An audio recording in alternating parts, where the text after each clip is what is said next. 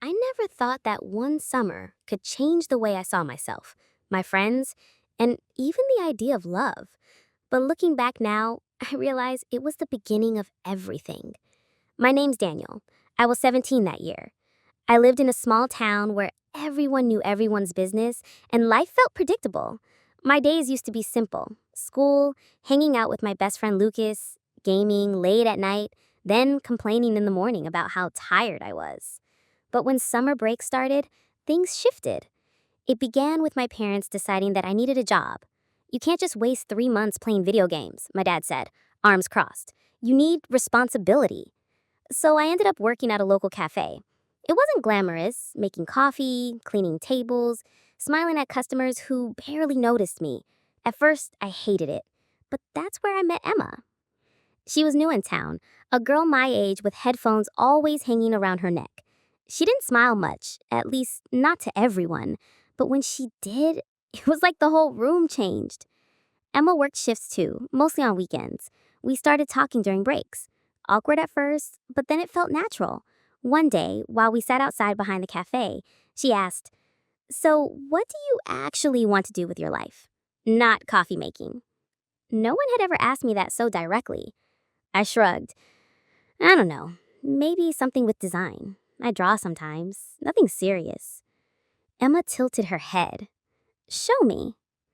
I didn't want to, but she didn't let it go.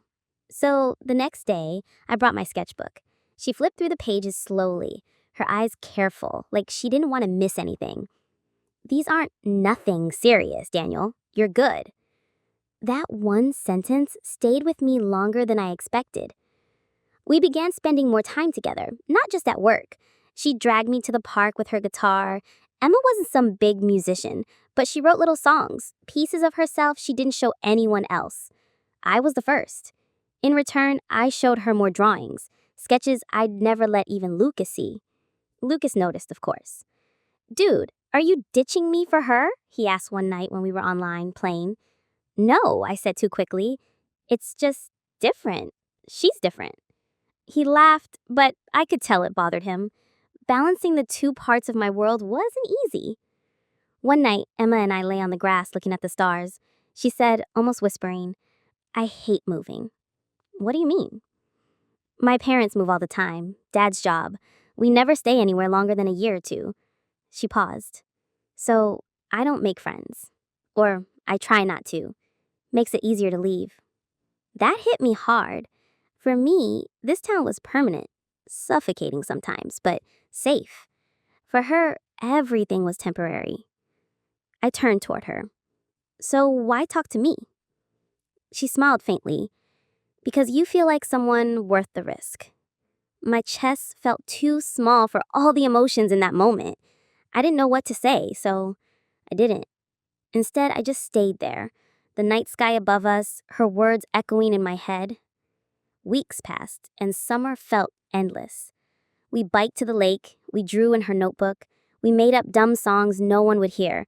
Sometimes she'd go quiet, staring into the distance, and I'd wonder if she was already preparing herself to leave. Then came the night of the town fair. Bright lights, music, laughter. I hadn't planned to go, but Emma insisted. Lucas was there too, and for the first time, the three of us hung out together. It was weird at first, but then it wasn't. We rode the Ferris wheel, ate too much cotton candy, laughed until our stomachs hurt. When the fireworks started, Emma grabbed my hand. Not because she was scared, but because she wanted to. Later, she kissed me. It was quick, almost shy, but real. My first kiss.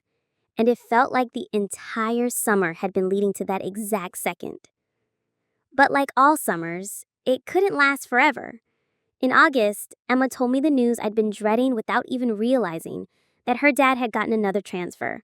They'd be leaving in 2 weeks. I tried to act cool, like I didn't care, but inside I was breaking. She must have seen it because she put her hand on mine and said, Don't hate me for leaving, please. I could never, I whispered.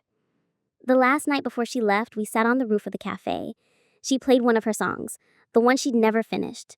This time, she sang the words. They were about leaving, about holding on to moments even when they're gone. About me. I didn't cry until she was gone. The next morning, her house was empty, the windows dark. But on my doorstep was her guitar pick and a folded piece of paper. Keep drawing. Keep being worth the risk. That summer taught me more than any class or book. It taught me what it felt like to be seen, to be loved, and to lose. And that even in loss, some things stay with you forever.